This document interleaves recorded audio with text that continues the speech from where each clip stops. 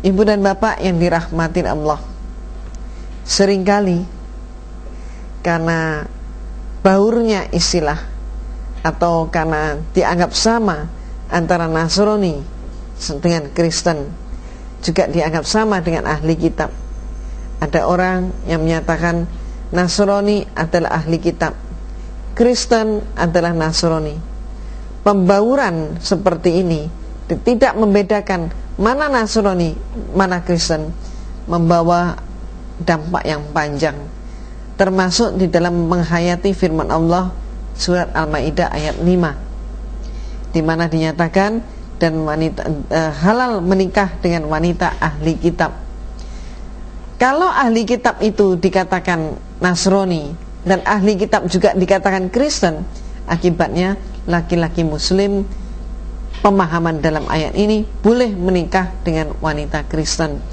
Tapi bagaimana dengan firman Allah di dalam surat An-Nur ayat 3? Dikatakan, firman Allah menyatakan perempuan yang musyrik dan laki-laki yang musyrik diharamkan atas orang-orang mukmin. Nah, siapa yang disebut orang musyrik? Perbuatan syirik adalah perbuatan mempersekutukan Allah. Orang musyrik adalah antara lain orang yang menyatakan Allah itu satu, tapi pribadinya tiga, Tuhan Bapa, Tuhan Putra, dan Tuhan Roh Kudus. Maka jelasnya bagaimana?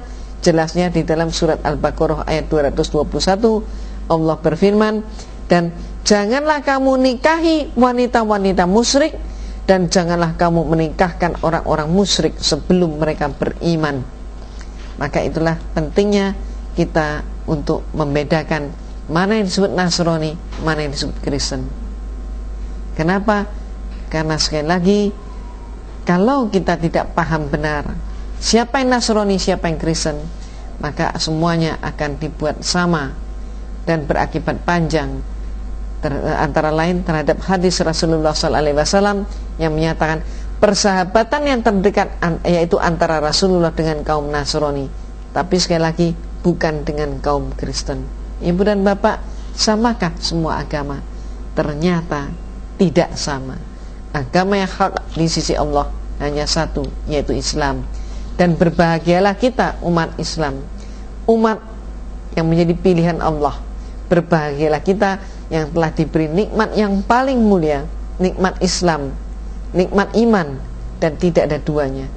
Alhamdulillah, mari kita mensyukuri nikmat Allah dengan semakin memperbanyak amal dan ibadah kita, semakin mendekatkan diri kepada Allah.